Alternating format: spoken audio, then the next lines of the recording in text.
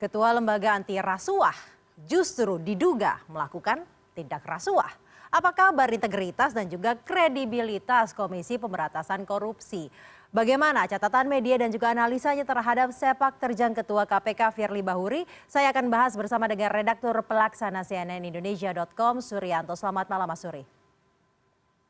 Selamat malam, Caca. Mas Suri, kasus dugaan pemerasan sudah naik ke penyidikan, walau memang belum ada penetapan tersangka.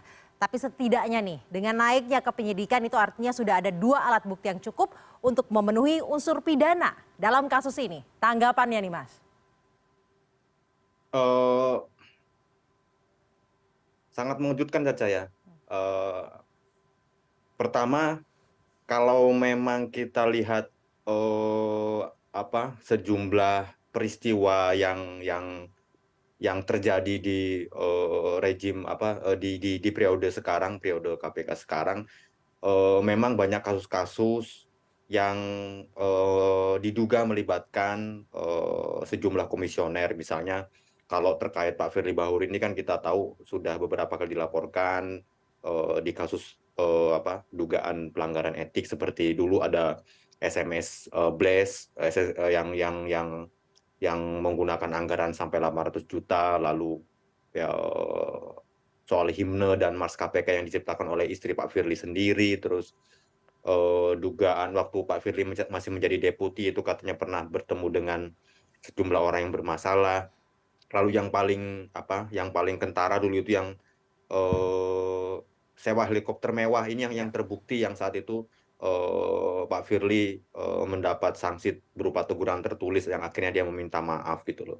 Terus lalu ada kasus Lili Pintauli yang sudah mengundurkan diri, dia sempat terkena kasus etik juga, yang heboh juga dulu itu kan yang soal dia diduga menerima tiket MotoGP Mandalika gitu. Artinya dari runtutan ini sih, kalau memang ada pelanggaran ini, bisa dibilang sudah biasa dalam tanda kutip, Caca ya. Tapi ketika ini menyangkut kasus pemerasan yang mestinya penyelewengan ini, Pak Firly dan beberapa komisioner KPK menjadi garda terdepan untuk menjadi penindaknya, justru mereka diduga terlibat, karena kita memang masih belum ada tersangka di kasus ini. Ini yang sangat mengejutkan, Caca. Ya.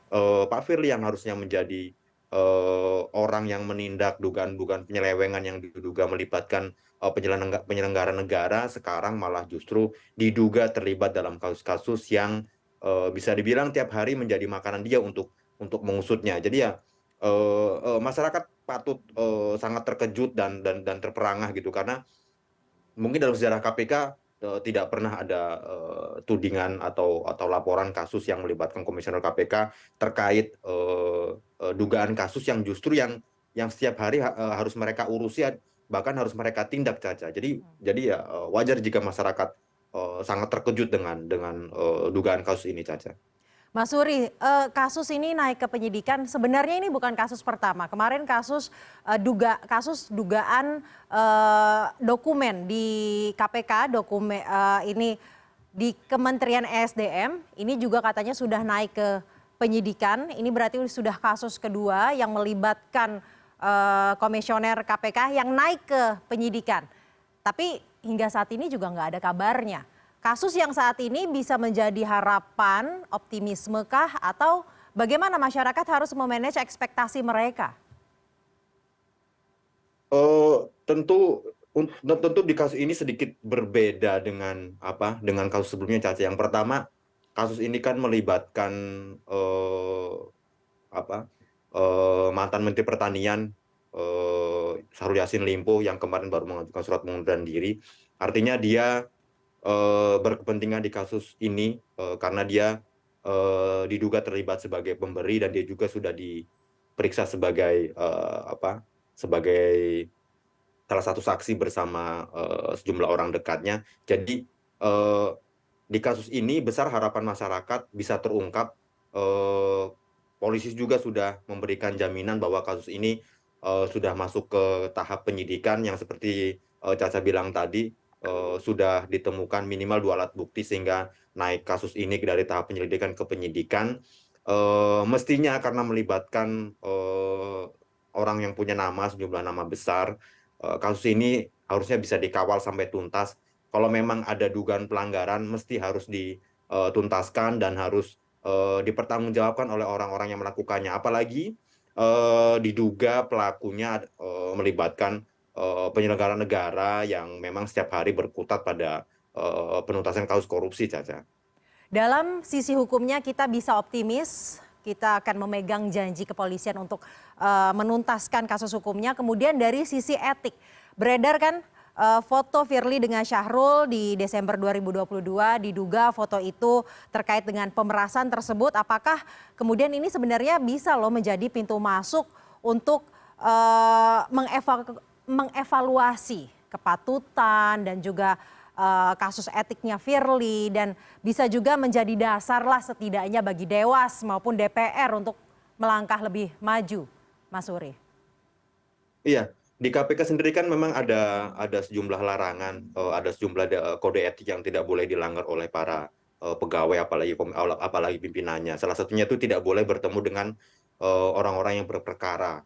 Nah, eh, tinggal kita menunggu hasil pemeriksaan Dewan Pengawas KPK, Caca, karena kemarin kalau nggak salah sudah ada yang melaporkan terkait foto ini ke Dewas KPK. Dewas KPK dengan tersebarnya foto ini mestinya juga sudah lebih dulu jemput bola untuk menyelidiki kasus ini, mencari tahu apakah foto itu benar, bukan rekayasa, lalu harus sebisa mungkin menggali informasi yang valid, meminta keterangan dari orang-orang yang terlibat di dalamnya, apakah benar foto itu diambil saat kasus di dugaan korupsi di Kementerian Pertanian sedang bergulir. Artinya kalau memang foto itu diambil atau Firly bertemu dengan Syahrul Yassin Limpo saat kasus di Kementan sedang bergulir, ini akan memang ada indikasi kuat adanya pelanggaran. Di sisi lain, Firly harus bisa menjelaskan secara gamblang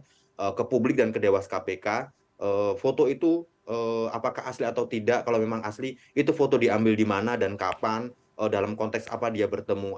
Karena kalau misalnya foto itu mungkin diambil, kita berandai-andai, Caca, foto itu misalnya diambil saat Firly dan Syahrul Yassin Limpo bertemu dalam konteks dalam posisi Firly sebagai ketua KPK dan Syahrul Yassin Limpo sebagai Menteri Pertanian, tapi dalam saat KPK sedang tidak atau belum mengusut kasus dugaan korupsi di Kementerian Pertanian. Mungkin itu bisa menjadi hal yang biasa dan bukan sebuah pelanggaran. Tapi ketika KPK tengah menyelidiki kasus korupsi, dugaan kasus korupsi di Kementerian Pertanian, lalu Firly di periode penyelidikan atau di periode penyidikan itu bertemu dengan orang-orang yang berperkara dalam ini Menteri Pertanian Syahrul Yassin Limpo, jelas ini sebuah pelanggaran yang harus ada sanksinya dari Dewas KPK terhadap Firly, Caca.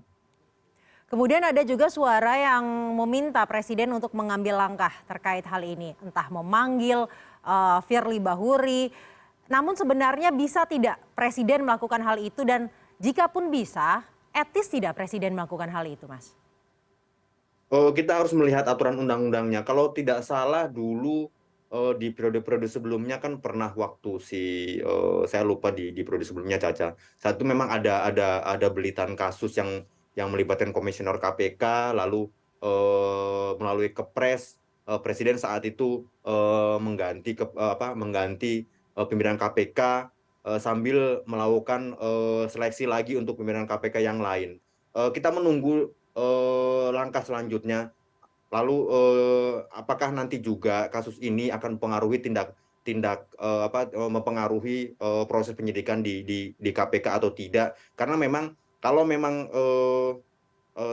pemerintah tidak turun tangan, lalu si kasus ini tetap bergulir, tentu ada konflik kepentingan, karena di sisi lain Kementerian Pertanian sedang diusut kasus korupsinya, tapi di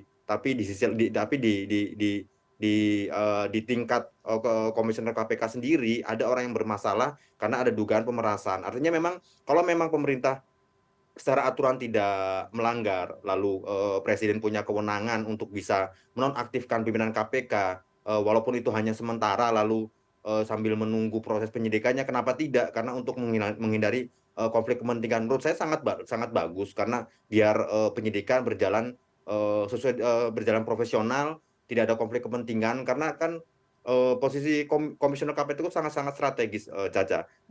Ada asas kolektif kolegial yang artinya satu suara pimpinan di KPK itu sangat menentukan dalam proses penyelidikan dan penyidikan. Artinya ketika ada satu orang komisioner yang bermasalah, diduga bermasalah, dalam proses penyidikannya tentu ini sangat sangat bahaya karena itu tadi bisa bisa konflik kepentingan di dalamnya, Caca. Ini sangat menarik, kita akan menunggu bagaimana langkah Presiden karena seperti yang tadi sudah diutarakan oleh Mas Suri bahwa ini bukan kasus pertama, banyak kasus dugaan lainnya entah kasus hukum ataupun kasus etik. Namun hingga saat ini sepertinya jabatan Firly, kursi Firly ini tidak bergeming dari analisa media, dari catatan-catatan media. Kenapa? Sebegitu kuatkah Firly? Eh Sebenarnya kalau kita melihat flashback di periode sebelumnya saat saat pimpinan KPK itu bermasalah pasti akan dilindungi dalam dalam tanda kutip oleh banyak pihak, misalnya NGO, media, aktivis anti korupsi gitu. Ketika dulu bermasalah KPK akan nilai digembosi, tapi berbeda dengan sekarang, Caca. Ketika ada pimpinan KPK bermasalah, terkesan adem ayem saja, tidak ada pembelaan dari sejumlah aktivis anti korupsi karena memang ada dugaan ya KPK sekarang ini komisionernya sedikit bermasalah gitu loh, bahkan meminjam omongan koordinator masyarakat anti korupsi Boyamin Saiman bahwa komisioner sekarang ini bisa dibilang periode terburuk, komisioner dengan periode terburuk karena yang setelah selain banyak kasus kasus etik di Dewas, lalu sekarang ditambah dengan kasus Pak Firly ini, tapi tidak ada niatan atau omongan mundur gitu, Caca. Jadi ya memang patut dipertanyakan komisioner sekarang soal posisi Pak Firly kuat atau tidak. Sebenarnya kan ini tergantung dengan pemerintah secara umum, Caca. Karena bisa jadi kalau memang komisionernya merasa bermasalah, lalu misalnya mereka merasa ada konflik kepentingan di dalamnya, bisa saja mereka mengajukan pengunduran diri seperti contohnya Lili Pintauli Siregar saat dia diduga menerima gratifikasi berupa tiket MotoGP. Dia sebelum disidang oleh Dewas KPK sudah mengundurkan diri. Tergantung dari posisi pemerintah sekarang, Caca.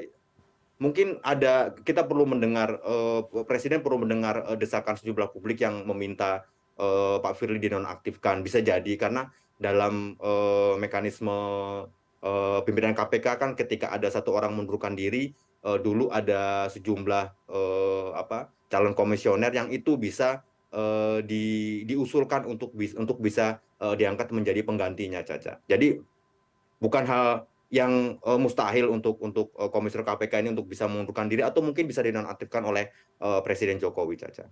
Sebagai pimpinan tertinggi lembaga anti rasuah ini memang sudah sepatutnya dan segiyogianya bersih, benar-benar bersih ya Mas dari tindakan rasuah itu tersendiri. Kita akan nanti bagaimana perkembangan kasus ini. Terima kasih Redaktur Pelaksana CNN Indonesia.com Suryanto telah bergabung bersama kami malam hari ini di CNN Indonesia.